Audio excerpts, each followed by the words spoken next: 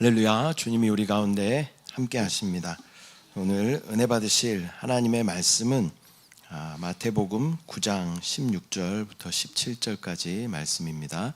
마태복음 9장 16절 17절 말씀을 우리가 함께 합독하겠습니다. 시작. 생배 조각을 낡은 옷에 붙이는 자가 없나니 이는 기운 것이 그 옷을 당기어 헤어짐이 더하게 됨이요 새 포도주를 낡은 가죽 부대에 넣지 아니하나니 그렇게 하면 부대가 터져 포도주도 쏟아지고 부대도 버리게 됨이라. 새 포도주는 새 부대에 넣어야 둘이 다 보존되느니라. 아멘. 할렐루야. 저는 오늘 본문의 말씀을 가지고 새 술은 새 부대에 라는 제목으로 말씀 나누도록 하겠습니다. 제목을 한번 따라하겠습니다. 새 술은 새 부대에. 아멘. 네. 새해를 맞이해서 또 새로운 마음으로 주님을 예배하는 이 자리 가운데 또 각 가정과 범사 가운데 하나님의 놀라운 은혜와 축복이 부어질 줄 믿습니다. 우리 모두는 아담의 생명 가운데 죄와 사망이라는 그 유산을 유전받고 그렇게 태어났습니다. 그리고 그 죄와 사망 안에서 종노릇하면서 또 사탄의 다스림 아래에 있었던 그러한 사람들입니다. 또한 우리는 세상의 또 유혹과 미혹 가운데 그것을 이기지 못하면서 또 영적인 가치보다는 세상의 가치를 가지고 살았던 그러한 사람들이었습니다. 또 부와 명예와 성공을 추구하며 따랐던 그러한 사람들이었습니다. 또한 옛사람 속성 그대로 또 거짓되고 어두우며 음란하고 속이고 빼앗는 그러한 인생을 살았습니다. 또한 육신을 추구하면서 무엇을 먹을까 마실까 입을까 그런 염려로 살았던 우리의 인생이었습니다. 또한 모든 선택과 판단의 기준이 오직 내 자아였던 그러한 삶을 살아왔습니다. 그러나 우리가 예수 그리스도의 그 복음을 받아들이고 우리 안에 생명의 주님이 오심으로 말미암아 우리는 더 이상 옛 창조에 속해 있는 자들이 아니라 새 창조로 옮겨지게 된 줄 믿습니다. 그리스도 예수 안에 있을 때 우리의 이전 것은 지나갔고 새 것, 즉 새 창조가 된 줄 믿습니다. 이전 것은 지나갔으니 보라 새 것이 되었도다 주님께서 말씀하십니다. 하나님의 놀라운 섭리는요 우리 가운데 날마다 새로운 하루를 주셔서 새롭게 시작할 수 있게 하셔요. 그리고 달마다 또 새 달을 주셔서 또 새롭게 우리를 시작할 수 있도록 역사하십니다. 또 새해를 우리 가운데 허락하여 주셔서 작년에는 우리가 잘 못했지만 또 새롭게 시작할 수 있는 새해를 우리 가운데 허락하여 주시는 줄 믿습니다. 첫 번째 우리가 살펴볼 것은 새롭게 하신다라는 의미가 무엇인가 먼저 살펴보도록 하겠습니다. 골로새서 3장 9절 10절 말씀 함께 합독합니다. 시작. 너희가 서로 거짓말을 하지 말라. 옛 사람과 그 행위를 벗어버리고 새 사람을 입었으니 이는 자기를 창조하신 이의 형상을 따라 지식에까지 새롭게 하심을 입은 자니라. 아멘. 이 말씀 가운데 이 새롭게 하심이라는 그런 단어가 저에게 굉장히 이렇게 큰 감동이 있었고 또 울림이 있었고 또 이것을 묵상하게 하였습니다. 사도 바울은 갈라디아서를 통하여서 이렇게 말씀합니다. 갈라디아서 6장 15절 말씀 시작. 할례나 무할례가 아무것도 아니로되 오직 새로 지으심을 받는 것만이 중요하니라. 아멘. 할례나 무할례가 아무것도 아니로되 오직 새로 지으심을 받는 것만이 중요하다라고 이 사도 바울은 말씀하고 있습니다. 여기서 말씀하는 이 새로 지으심을 받는다라는 것은 할례를 받고 안 받고가 중요한 것이 아니다. 이 말은 무슨 말이냐면 종교적이거나 형식적인 것이 중요한 것이 아니라 오직 뭐가? 새로 지으심을 받는 것만이 중요하다라고 강조하는 것입니다. 예수님께서 이 땅에 오심으로 그분은 율법의 마침이 되어 주셨습니다. 태초에 말씀이셨던 그분을 따라 행하는 것이 바로 율법을 지키는 것이고 또 하나님의 말씀에 순종하는 것임을 말씀하고 있습니다. 이전에 유대인들은 율법을 지키는 것이 하나님을 섬기는 것이다 라고 그렇게 믿고 생각하며 그렇게 따랐던 그러한 사람들입니다. 그러나 율법은 우리의 죄와 허물을 돌아보게 하는 초등교사, 이전 성경에는 초등교사를 뭐라 그래요? 몽학선생 이렇게 이야기하죠. 몽학선생. 몽학선생을 찾아봤어요. 몽학선생이라는 말은 헬라 시대의 주인의 자녀가 6, 7세가 된 시기로부터 성인, 보통 12살에서 16살이 될 때까지 일상적인 의복, 또 식사, 교양 등의 시중을 들고 학교까지 안전하게 인도하며 성인이 될 때까지 후견인으로서 책임을 맡았던, 이 뒤에가 중요합니다, 전문 노예를 가리키는 말이다라고 이야기하고 있습니다. 노예를, 우리가 율법을 따른다는 건 뭐예요? 노예를 따라간다라는 그런 말이에요. 그러니까 우리를 예수 그리스도께로 인도하는 것이 율법의 기능이다라는 것을 우리는 정확하게 알아야 할 줄 믿습니다. 이 사도 바울은 이 용어를 그 율법에 적용시키면서 율법은 복음 시대에 주님을 믿고 따를 수 있도록 초보적인 그런 교사 역할을 감당했다라고 이야기하고 있는 것입니다.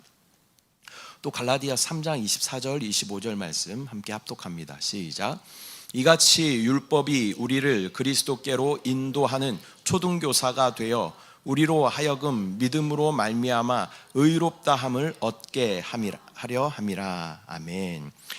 이렇듯 우리를 진리로 인도하는 가이드 같은 것이 바로 율법인 것입니다. 또 로마서 5장 19절 21절 말씀 함께 합독합니다.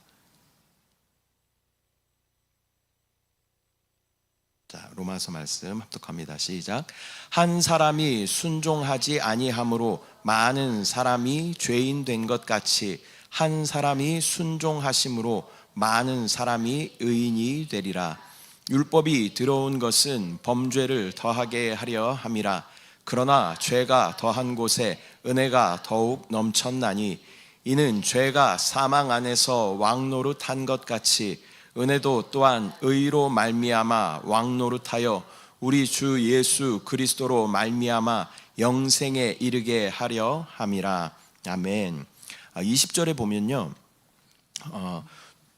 범죄를 더하게 하려 한다라는 그러한 말이 있습니다. 율법이 들어온 것은 범죄를 더하게 하려 함이라. 이 말은 우리가 착각할 수 있는데 이것은 뭐 우리로 더 많은 죄를 짓게 한다 그런 의미가 아니라 우리의 범죄를 더 많이 깨닫게 한다 그런 의미가 있는 것입니다. 이것이 뭐예요? 율법의 기능이다라는 것입니다. 그러나 예수 그리스도께서 이 땅에 오심으로 말미암아 우리는 율법이 아닌 예수 그리스도이신 생명의 성령의 법을 따라 살도록 우리 가운데 허락하여 주신 줄 믿습니다. 구약의 시대는 율법의 시대였어요. 그러나 신약의 시대는 예수 그리스도께서 오신 은혜의 시대인 줄 믿습니다. 여러분, 율법의 반대말이 무슨 말일까요? 네, 방금 제가 말씀드렸죠. 율법의 반대말은 은혜입니다. 우리 율법의 반대말 이렇게 생각해 보면 어쩌면 뭐 방종, 거역 이렇게 생각할 수 있겠지만요, 율법의 반대말을 제가 묵상해 봤는데 율법의 반대말은 은혜인 것입니다. 왜냐하면 율법으로 가면 갈수록 우리는 어떻게 돼? 은혜로부터 점점 더 멀어지게 되는 거예요. 또 은혜로 가면 갈수록 우리는 율법에서부터 점점 더 멀어지게 되는 줄 믿습니다. 그렇기 때문에 율법의 반대말은 은혜가 되는 것입니다. 영적인 어떤 열심과 종교적인 열심이 아니라 주님께 우리가 잘 붙어 있기만 하면, 또 주님께서 나를 구원하신 구원자이심을, 우리의 생명의 공급자이심을 우리가 믿기만 하면 우리는 은혜 안에서 자유하게 되는 줄 믿습니다. 우리가 율법을 잘 지켜서 구원을 받는 것이 아니라 예수 그리스도께서 나를 위하여 십자가에 못 박혀 죽으시고 또 부활하시고 승천하시고 다시 오실 것을 마음으로 믿고 입으로 시인함으로 우리는 그 은혜로 구원을 받은 자들인 줄 믿습니다.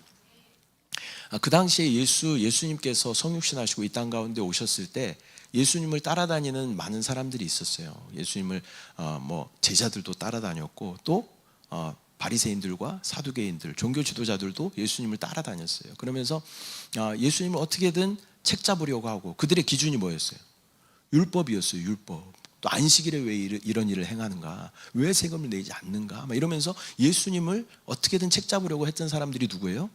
십자가에 못 박은 사람들이 누구예요? 종교 지도자들이었어요. 대제사장, 서기관, 율법사들이 예수님을 어떻게든 올무에 걸려 넘어지게 하고 십자가에 못 박아 죽이기까지 예수님을 핍박했던 사람들이 바로 종교 지도자들이었습니다. 이들의 최고의 가치가 뭐였어요? 율법이었어요. 율법. 그 율법으로 말미암아 은혜이신 예수 그리스도를 십자가에 못 박아 죽게 만들었던 사람들이다라는 것입니다. 그렇기 때문에 율법으로 가면 갈수록 우리는 은혜이신 예수 그리스도와 점점 더 멀어지게 된다라는 것을 우리는 기억해야 할 줄 믿습니다. 민수기에 보면 재밌는 구절이 있습니다. 자, 민수기 15장 38절 39절 함께 읽도록 하겠습니다. 시작. 이스라엘 자손에게 명령하여 대대로 그들의 옷단 귀에 술을 만들고 청색 끈을 그 귀의 술에 더하라. 이 술은 너희가 보고 여호와의 모든 계명을 기억하여 준행하고 너희를 방종하게 하는 자신의 마음과 눈의 욕심을 따라 음행하지 않게 하기 위함이라. 아멘. 재밌는 말씀은 아니네요. 자, 민수기 15장에는 유대인들의 겉옷에 달려있는 술에 관해서 이렇게 묘사하고 있습니다. 이 옷 끝 단에다가 술을 다는 거였죠. 술은 뭘까요? 이 마신 술이 아니라 이 술은 실로 이렇게 예쁘게 만든 그런 장식이에요. 그래서 옷 끝 단에다가 그런 술을 달았다라는 것입니다. 근데 1세기 당시의 랍비 문헌을 보면요, 다른 사람의 그 옷 단 술을 함부로 만질 경우에는 그에 합당한 처벌을 받도록 했다라는 것입니다. 이게 옷단에 달려있는 그 술은 그 사람의 어떤 권위를 나타내는 그러한 상징이었기 때문에 다른 사람들은 함부로 만질 수 없었다라는 것입니다. 이것은 처벌이 따른다라는 그런 규칙을 가지고 있죠. 또한 이것은 어떤 법이다, 율법이다, 규칙이다라고 우리가 이야기할 수 있는 것입니다. 그런데 이러한 옷단 술을 만지고도 처벌을 받지 않는 사람이 있어요. 그 사람이 누굴까요? 그 옷단 술의 주인의 자녀들은 이걸 아무리 만져도 처벌받지 않습니다. 네.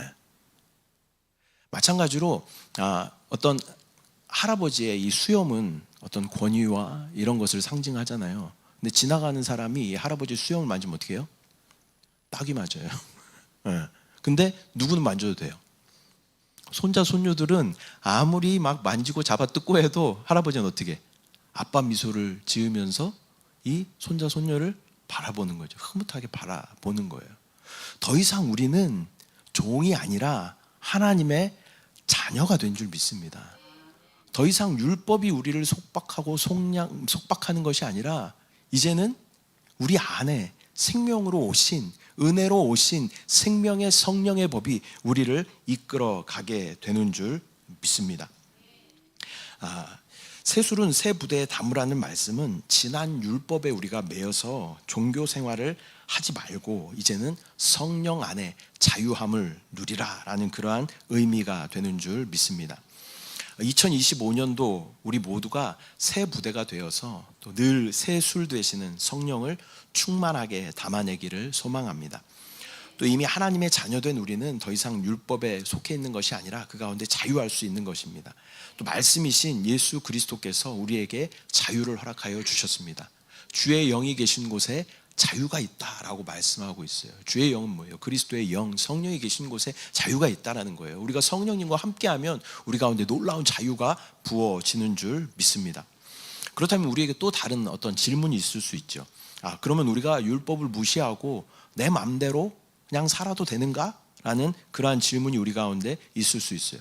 나는 성령과 함께 하니까 내 마음대로 하고 싶은 대로 다 할 거야. 이렇게 우리가 살아도 되는가라는 그러한 질문이 우리 가운데 있을 수 있습니다. 그러나 성령은요, 지극히 인격적인 분이십니다. 성령은 또한 지극히 상식적인 분이셔요. 그렇기 때문에 우리의 도덕과 윤리를 초월하여 계시는 분이 바로 성령이신 줄 믿습니다. 또 우리 율법 위에 계신 분이 성령이신 줄 믿습니다. 율법의 마침이 누구셔요? 예수 그리스도셔요. 마침이란 말은 뭐예요? 이것이 끝났다, 그런 의미를 가지고 있는 것입니다. 그래서 우리가 예수 그리스도 안에 있으면 우리는 모든 율법을 넉넉하게 지킬 수 있고 모든 도덕과 윤리도 넉넉하게 지킬 수 있게 되는 줄 믿습니다. 예를 들어보면요, 제가 예수 그리스도를 인격적으로 만나기 전까지는 저는 제 하고 싶은 대로 살았어요. 그리고 일예를 아주 작은 예를 들어보면 무단횡단하는 거 아주 뭐 전혀 거리낌 없이 했어요. 그리고 뭐 차를 운전할 때도 사람이 없으면 그냥 뭐 신호 위반하는 거 그냥 아무 거리낌 없이 했단 말이죠. 근데 성령을 체험하고 나니까 내 안에 누가 계셔요? 성령이 계셔요. 그분이 나를 어떻게 통제하고 제한하셔요. 나 혼자 운전할 때도 누가 함께 계시는 거예요. 성령이 우리 가운데 함께 계시기 때문에 그 이후로는요, 아무리 새벽에 아무도 없는 곳에 신호등이 켜진다 하더라도요, 항상 기다려요. 끝까지 기다리고 그리고 가게 되는. 뭐냐면 이 율법이라는 것은 우리의 어떤 행위만을 제한하지만 성령은 어때요? 우리의 동기까지도 제한하시는 거예요. 그렇기 때문에 우리 안에 생명의 성령의 법을 우리가 따라 살면 우리는 이 모든 윤리와 또 도덕을 초월하여 또 그것을 지킬 수 있게 되는 줄 믿습니다. 주위에 그런 사람들 있잖아요. 법 없이도 살 사람이다, 그렇게 얘기하잖아요. 우리가 성령이 충만하면 법 없이도 살 수 있는 그런 사람들이 되는 줄 믿습니다. 또한 저는 오늘 본문의 말씀이 가지고 있는 또 하나의 의미에 대하여 같이 한번 살펴보고자 하는데요. 그것은 이 생배 조각과 낡은 옷, 또 새 포도주와 낡은 부대에 대해서 살펴보도록 하겠습니다. 이 생배라는 것은 아직 한 번도 사용하지 않아 빨지 않은 그런 배를 의미하는 것입니다. 이 생배는요, 신축성이 굉장히 좋은 그런 천이죠. 그렇기 때문에 이것을 세탁하면 심하게 줄어드는 그러한 성질이 있습니다. 우리가 요즘에는 이제 각 가정마다 건조기를 사용하는 가정들이 많이 있잖아요. 근데 니트로 된 그런 옷들을 건조기에 넣으면 어떻게 돼요? 제가 입어야 되는 옷을 거기다 넣으면 이 주은이가 입어야 되나 엄청나게 줄어들어요. 몇 사이즈가 더 줄어들게. 그것을 생각하면 될 것 같아요. 생배를 잘 몰라서 제가 설명하는 거예요. 생배. 배라는 그런 천은 아주 수축하는 그런 힘이 굉장히 강한 그런 천이다라는 것입니다. 근데 이 생배 조각을 낡은 옷에 대고 기우면 어떻게 되냐면, 기운다라는 말은 꼬맨다라는 말이에요. 단어를, 이 문해력이 굉장히 어려운 그런 시대를 살아가기 때문에 하나하나 설명을 해야 돼요. 이렇게 꼬매게 되면 어떻게 해? 거기다 덧대고 꼬매면, 덧대서 꼬맨다는 게 상상이 잘 안 가죠. 옷은 낡으면 그냥 버리면 되고 입지 않아서 버리는 옷들도 많은데 굳이 그것을 기워서 입어야 하는가라는 그런 의문을 가질 수 있지만, 이 당시에 사람들은 이 말을 그냥 알아들을 수 있었어요. 왜냐하면 옷이 그렇게 많지도 않았거든요. 그래서 옷이 떨어지면 어떻게? 당연히 기워 입어야 되는 거예요. 저 어렸을 때만 해도 그랬어요. 이렇게 청바지 같은 거 무릎이 다르면 거기다가 토끼 모양 가죽을 대서 이렇게 기워가지고, 여러분들 그런 기억 있으시죠? 여기나 무릎이나 상상이 안 가시죠, 여러분들? 사면 되지 왜 그렇게 입어? 그렇게 할 수 있지만 그렇게 입었단 말이에요. 이게 낡아지면 거기에 이제 기워서 이렇게 입었어요. 네.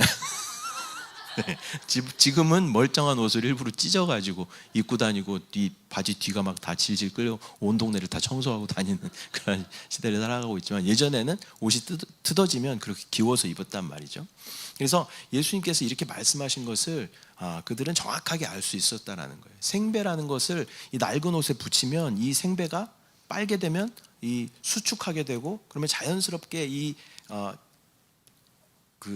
견고하게 된 낡은 옷이 자연스럽게 뜯어지게 되는 그렇게 된다라는 것입니다.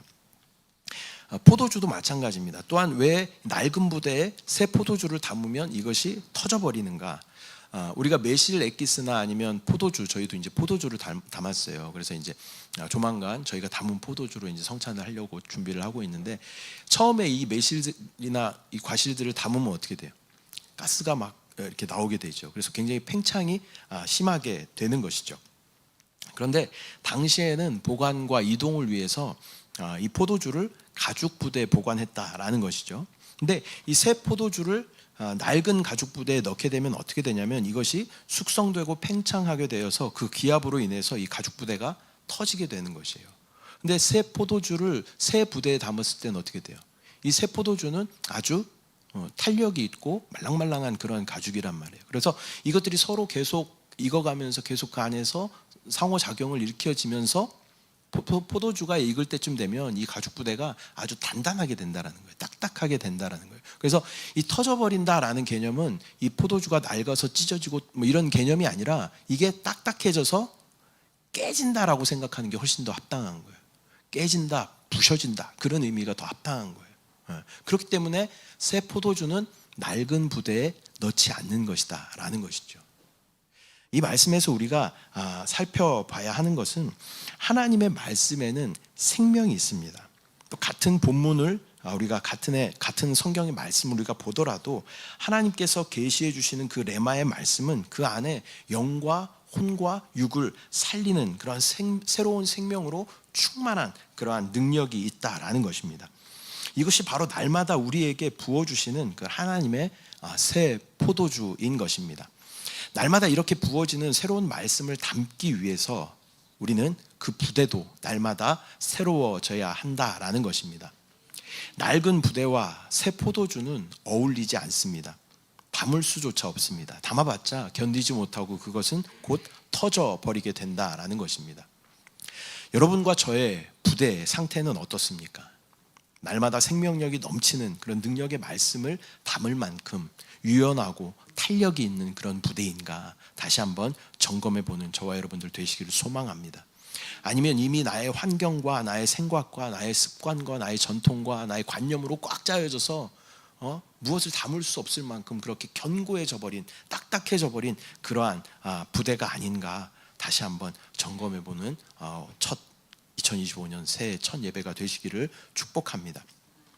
옷도 마찬가지죠. 나의 옷이 새로운 말씀이 부어짐에도 그것이 탄력이 없어져서 잡아당기고 찢어지고 그러한 상태가 아닌가 우리가 다시 한번 살펴봐야 합니다.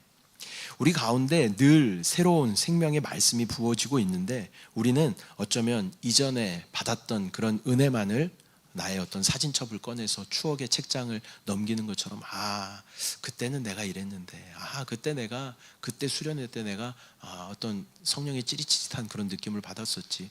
그때 내가 침례 받았을 때 세례 받았을 때 그러한 은혜가 감격이 있었지. 그때 내가 전도했을 때 그러한 기쁨이 있었지. 옛날 추억처럼 그렇게 우리가 계속 있다면 어쩌면 우리의 상태는 낡은 부대일 수 있다라는 것입니다. 주님은 우리 가운데 새 부대가 되라라고 말씀하십니다. 그래야 새로운 포도주를 충만하게 담아낼 수 있게 되는 것입니다. 새로운 한 해가 우리에게 주어졌습니다. 우리가 새 부대가 된다면 우리는 새로운 성령의 말씀이 충만하게 우리 가운데 부어지게 될 줄 믿습니다. 말씀 맺도록 하겠습니다.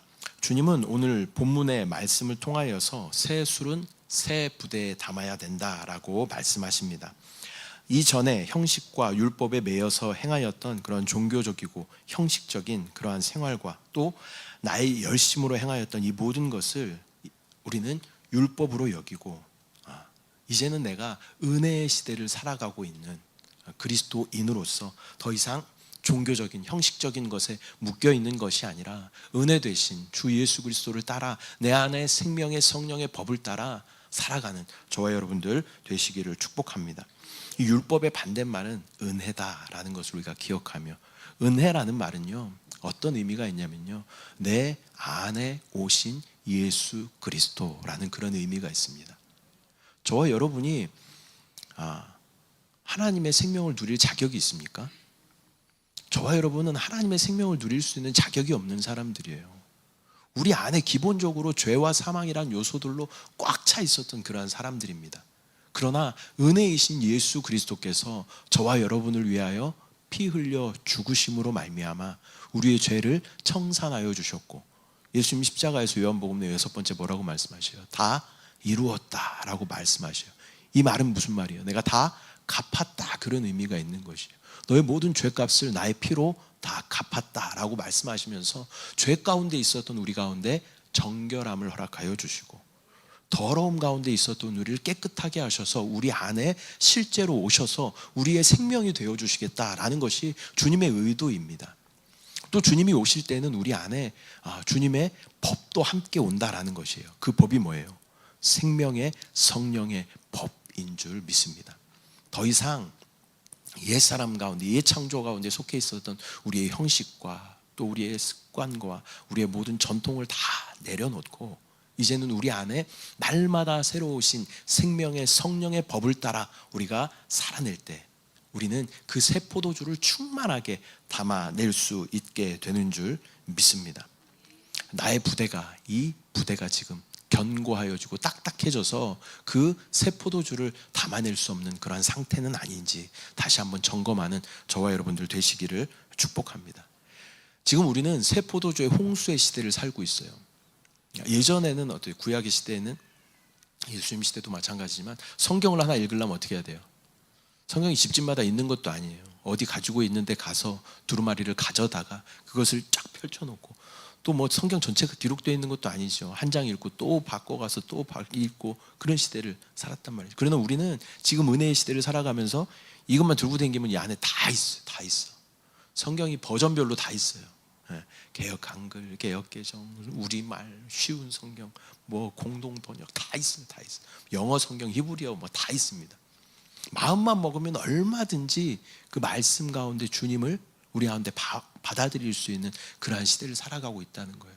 또 조금만 우리가 찾아보면 수많은 말씀의 홍수 가운데 우리가 살고 있죠. 물론 그것을 우리가 분별하여 구별하여서 우리가 들어야 하겠지만 마음만 먹으면 얼마든지 좋은 말씀이 양질의 포도주가 우리 가운데 부어지는 그러한 시대를 우리가 살아가고 있다라는 것입니다. 그러나 나의 어떠한 전통으로, 형식으로 굳어져 버린 나의 어떠함으로 그것을 제한하고 그것을 받아들이지 못할 때 우리는 터져버리는 그런 부대가 될 수 있다라는 것을 우리가 기억하며 날마다 신선하신 성령의 그 충만하심을 받아들일 수 있는 유연하고 탄력 있는 그러한 새 부대, 저와 여러분들 되시기를 소망합니다. 이 포도주를 마음껏 담을 수 있는 간단한 방법을 마지막으로 소개하도록 하겠습니다. 그것은 아멘으로 받는 거예요. 아멘. 네. 근데 아멘에는요 2가지 종류가 있습니다. 첫 번째 아멘은 말씀이 이렇게 딱 선포됐는데 한 1, 2초 후에 아멘 할 수 있어요. 이것은 뭘로 받았다는 거예요? 내가 그것을 이해했습니다. 그런 의미예요. 내가 그것을 성경의 지식으로 이해했습니다. 그런 의미예요. 근데 말씀이 떨어지기가 무섭게 아멘으로 받는다는 것은 뭐예요? 내가 그것을 영으로 먹었습니다. 그런 의미가 있는 거예요. 말씀을 머리로 지식으로 이해하면요 우리는 그것은 그냥 또 하나의 지식인 거예요. 그러나 말씀을, 성경을 읽든지 듣든지 그것을 바로 아멘으로 받아들인다면 그것은 말씀을 영의 양식으로 먹는 것이에요. 먹는 것은 우리 안에 생명이 되는 줄 믿습니다. 우리가 먹는 것은 우리의 생명이 되잖아요. 말씀을 우리 안에 생명으로 우리가 아멘으로 받아들일 때 아멘은 그것을 내가 씹어 먹습니다. 그런 의미가 있는 거예요. 그렇게 받아들일 때 그것이 바로 우리 가운데 놀라운 생명으로 역사하는 줄 믿습니다. 2025년도 새해가 시작됐습니다. 여러분 안에 새 포도주가 계속 부어지고 있어요. 그 포도주를 나의 탄력 있는 유연한 그 부대로 충만하게 받아들여서 그 놀라운 생명을 충만하게 누리는 저와 여러분들 되시기를 소망합니다. 기도하겠습니다. 사랑의 주님, 은혜와 사랑을 감사드립니다. 귀한 2025년 첫 주일 예배를 주님 앞에 올려드리게 하심을 감사합니다. 주님께서 우리 가운데 새 날을 주시고 새 달을 주시고 새 해를 주시는 것은 날마다 새로우신 그분을 우리 안에 새롭게 받아들이기를 원하시는 주님의 마음인 줄 믿습니다. 2025년도 새 부대가 되어서 새 포도주이신 예수 그리스도를 충만하게 담아낼 수 있는 영적인 유연함과 탄력을 우리 가운데 허락하여 주셔서 하나님의 놀라운 생명 안에 온전히 거하며 그 생명을 누리며 나누는 우리의 삶 될 수 있도록 주여 은혜를 더하여 주시옵소서. 역사하신 주님을 찬양합니다. 주님을 사랑합니다. 감사드리고 예수님의 이름으로 기도드립니다. 아멘. 이 시간 가슴에 손을 얹고